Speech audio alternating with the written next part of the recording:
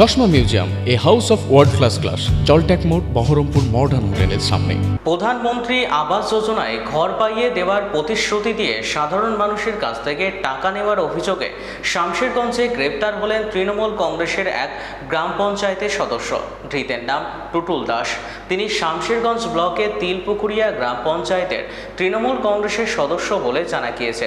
বৃহস্পতিবার গভীর রাতে একাধিক মহিলার লিখিত অভিযোগের ভিত্তিতে তাকে গ্রেপ্তার করে শামশেরগঞ্জ থানার পুলিশ। শুক্রবার ধৃতকে জঙ্গিপুর মহকুমার আদালতে তোলা হয়।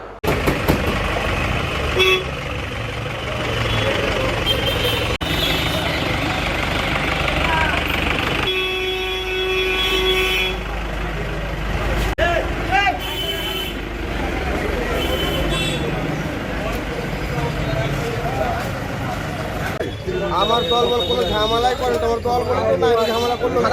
ঝামেলা হয়েছে এখানে, আপনি যখন ভেতরে ছিলেন বাইরে রাত্রে, তারাই তো ঝামেলা করছিল, ওরাই তো ঝামেলা করছিল। কাদের লোক ছিল ওটা? হ্যাঁ, কে ছিল ওরা? ওরা ওই গৌতম গ্রুপ ছিল। প্রথমটাকে গৌতম রানীপুরেরই। আপনার বেলা ফাঁসানো হচ্ছে? হ্যাঁ, আপনার বেলা ফাঁসানো হচ্ছে? ওটাই আমাকে ফাঁসানো হচ্ছে।